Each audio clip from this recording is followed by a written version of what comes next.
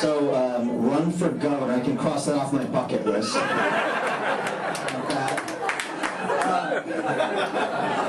So, in the last several weeks, as all of you in this room know, we've been putting the question to Republican primary voters: are you ready to turn Springfield upside down? And I guess the answer is no.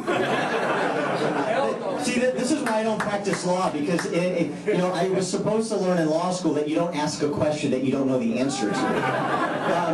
Actually, I don't think this was a referendum on the message at all. It was a referendum on what Dave talked about a little bit in terms of just resources. I mean, the reality is, and there's no crocodile tears here because I know this racket better than anybody in this race, and I know that's a resource issue. And when you get outspent 10 and 15 and 25 to 1, you just can't deliver that message and crystallize that message to 600,000 Republican primary voters in a crowded field as effectively as you need to.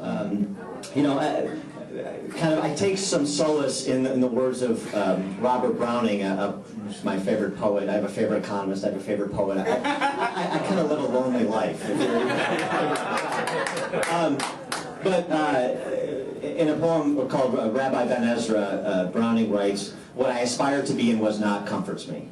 And that's really what this campaign was, an aspirational campaign about ideas that haven't been promulgated by the Republican Party in the state in a long time, about a constituency that hasn't been served by either party in a long time.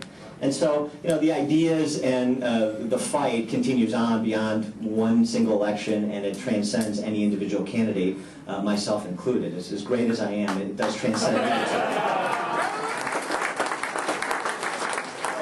Let me just close by saying, for the last 15 years, I've been in this arena working to advance the flag.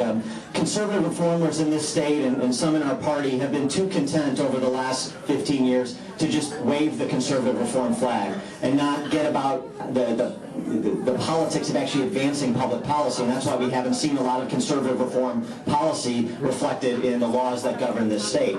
So we need to be about advancing the flag, and that goes again to making sure that we're very clear about the principles that inform our policy choices, and that we have folks that exercise the political savvy that is required to advance the flag. For everybody in this state, let's keep reaching for those things that we know to be true, even with the individual setbacks on policy, even with the kind of one-time setbacks with respect to elections. Keep reaching beyond our grasp so that we can take this state back. Thank you very much.